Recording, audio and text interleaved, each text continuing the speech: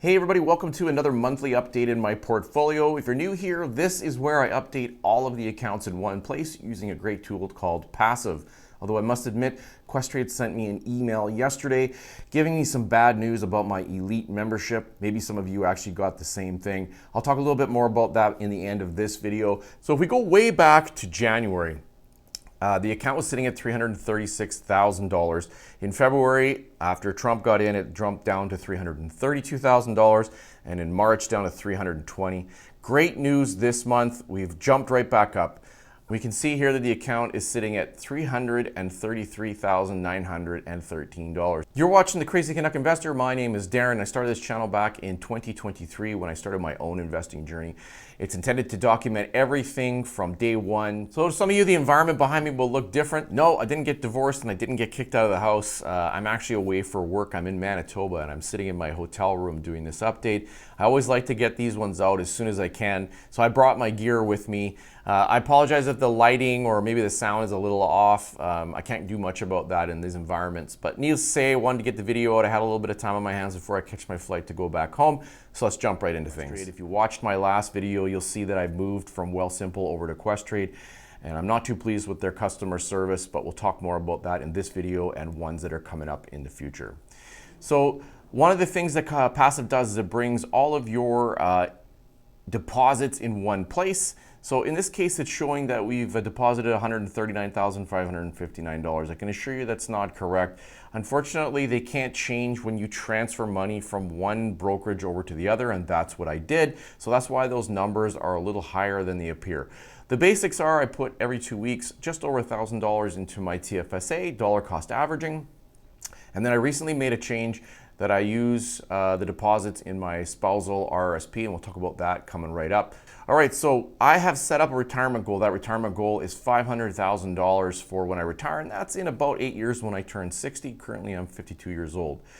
We're 67% of the way there. And of course, some of you may be asking yourself, well, Darren, why do you only want $500,000? Well, the reality is I have a pension. This is to supplement that. So basically, this would be my wife's retirement fund. Now, that doesn't mean that you shouldn't get started early. In fact, I would encourage you to do that.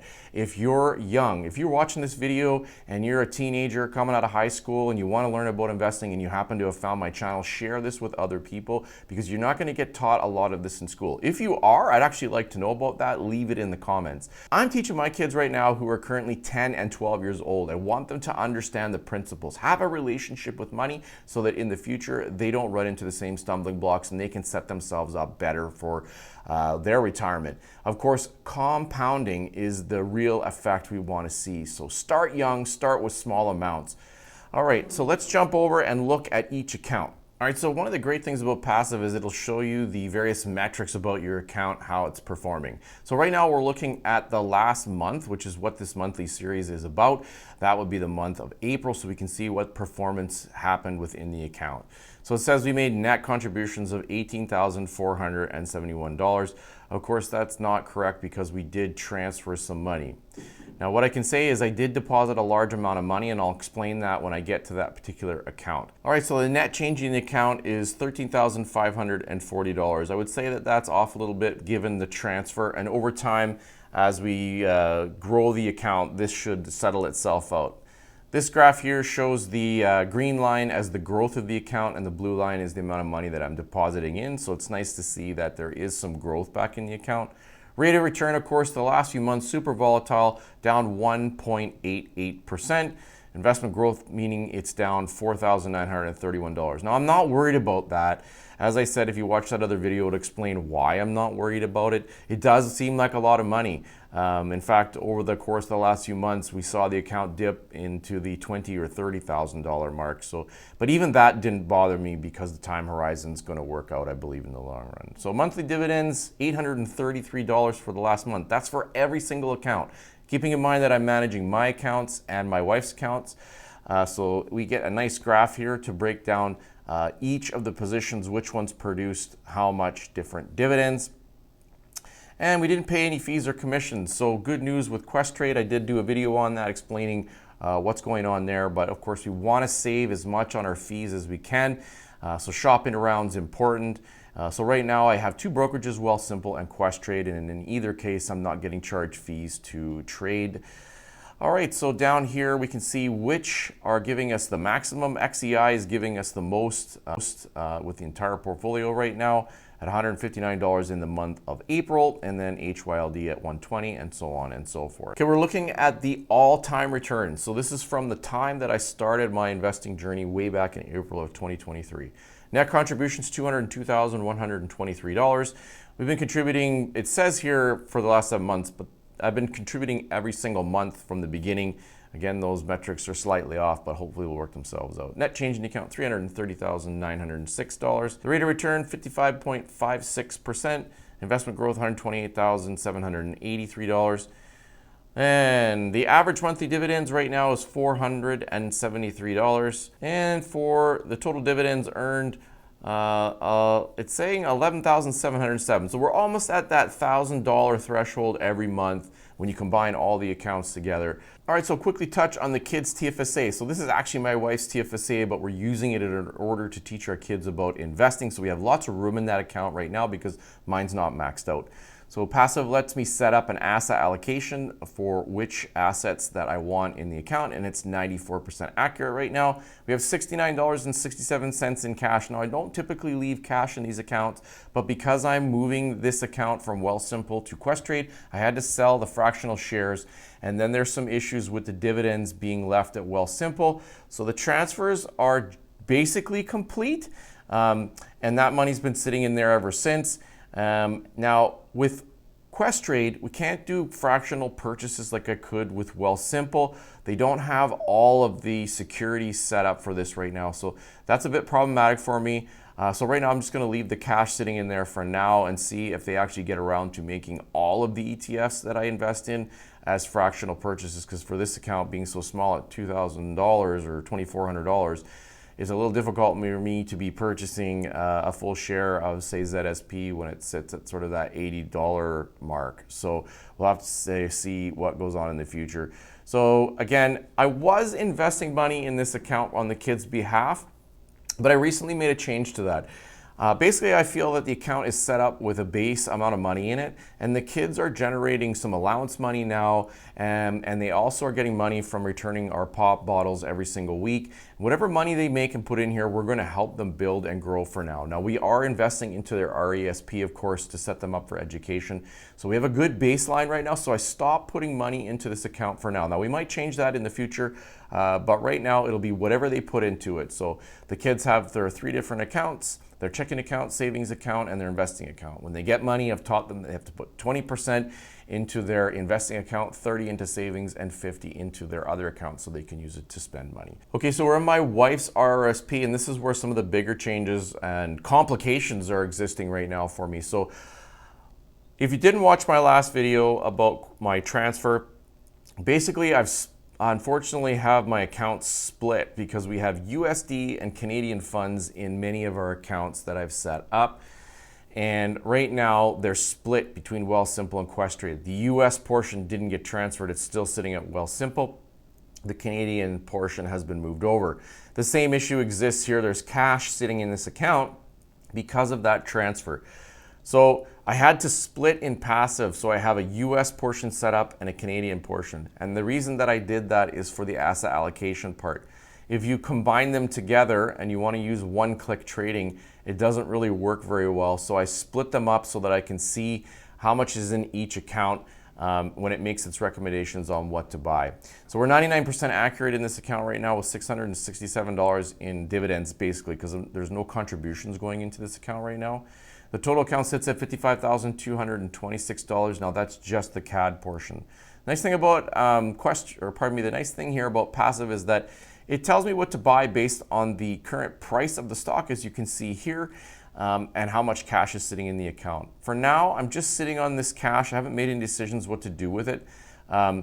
So for now, I'm just going to let it sit there. The asset allocation, like I said, is nearly 100% accurate, but that's largely due to the fact that we're not making any contributions to it. So this account is essentially compounding and growing on its own over time. Okay, so now we're looking at my wife's US portion, again, 99% accurate. This part's sitting with Wealthsimple, and the cash sitting at it's $291. Total value of this side of the account is $101,675. So it's slowly growing. Again, we're not making any contributions to this right now. So with the cash, it's making some recommendations of what I should buy. I'm not doing that just yet. What I did do is I turned the fractional trades back on. So whenever I get dividends out of this account in Wealthsimple, they will be reinvested into those positions. If I do decide to move that account from Wealthsimple to Questrade, I'll have to sell those fractional shares to make them whole because they won't transfer that. But we'll deal with that later if we decide to do that. All right, guys, so normally I would go over my TFSA RRSP, the kids RESP, in my bi-weekly series. That's baked into those other videos that I shoot with whichever the topic happens to be for the week. So I won't be talking about those here today again. I am making some changes, so there'll probably be some updates in the next monthly update that I talk about some of these accounts differently because I am moving the accounts. Right now, we're in my spousal account. This is the one where the biggest changes are occurring, so there's lots to go through here in this account, and I'll kind of go over my rationale for some of the changes that I've made.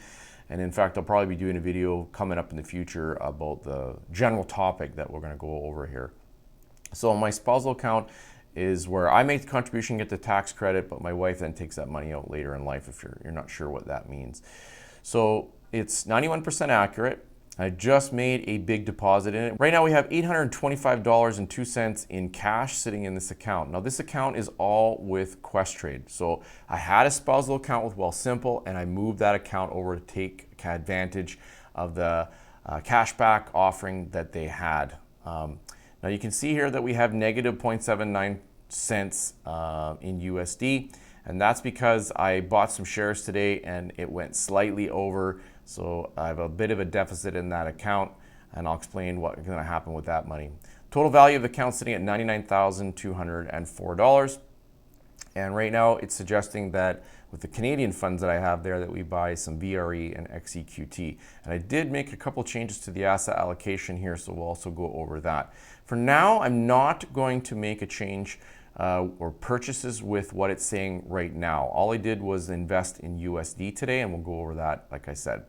So what's happening with this account right now is every day, if you're following my cover call series, I'm investing in 2 cover calls, which will grow over time, as a case study to see how or what kind of performance we get. So $6 a day going into my Spousal RRSP specifically for that type of investment with covered calls. The other big changes I made is I had a planning session with Enriched Academy. Now I get access through Enriched Academy through work, and they are a Canadian company based in Vancouver, but they have advisors and people that work for them all across the country.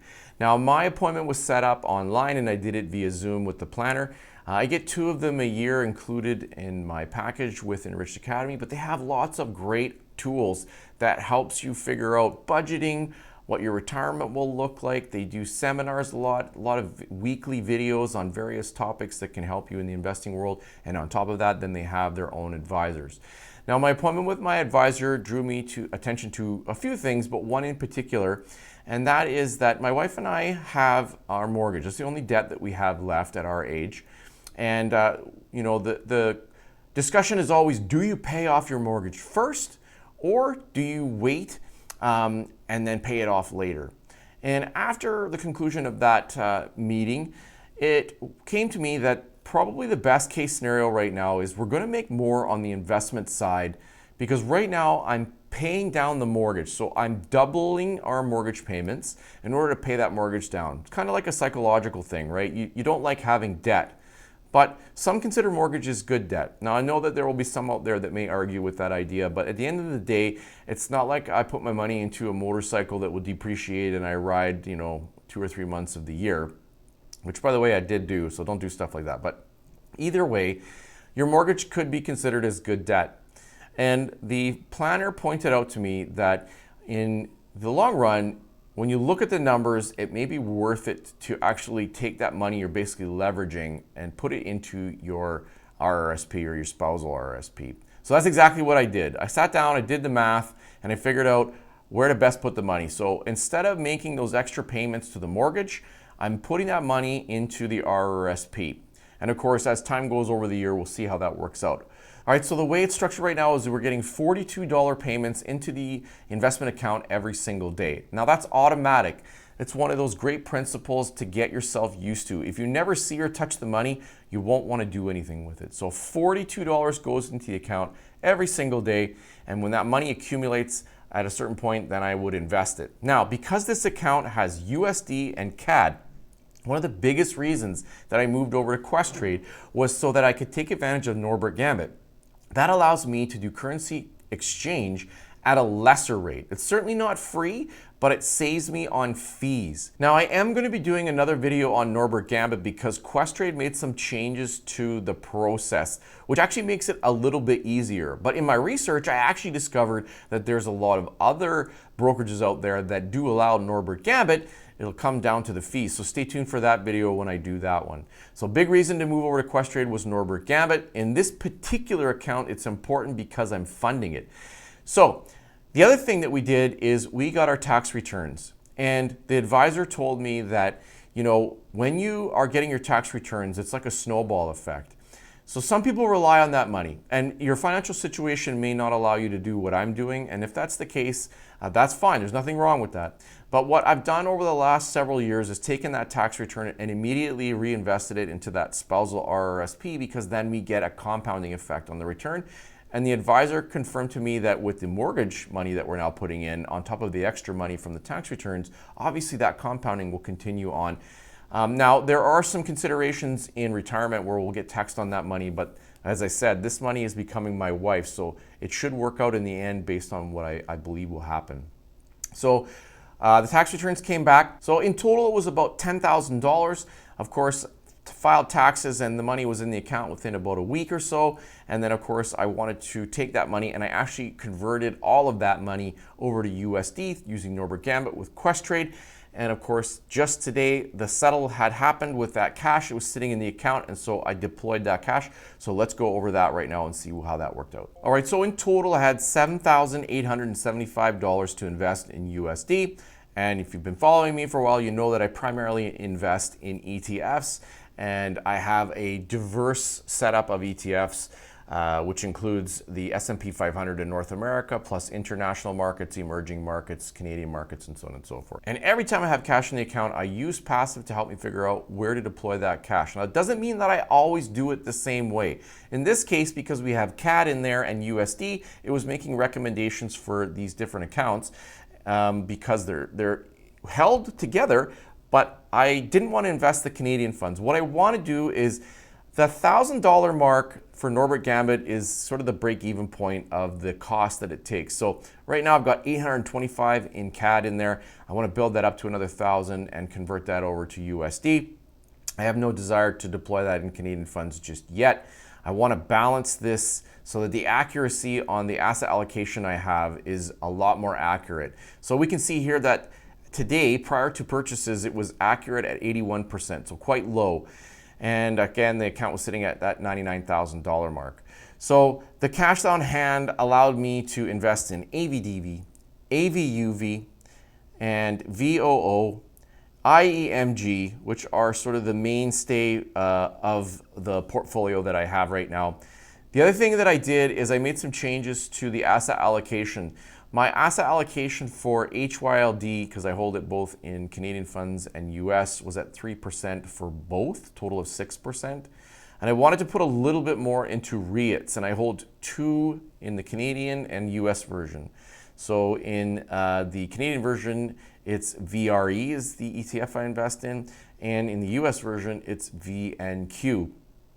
And I keep a small percentage of the portfolio in those REITs. I wanted to up that. So I dropped the asset allocation slightly for the covered calls and increased it a little bit for the REITs. It wasn't much. It worked out to be about 1% change.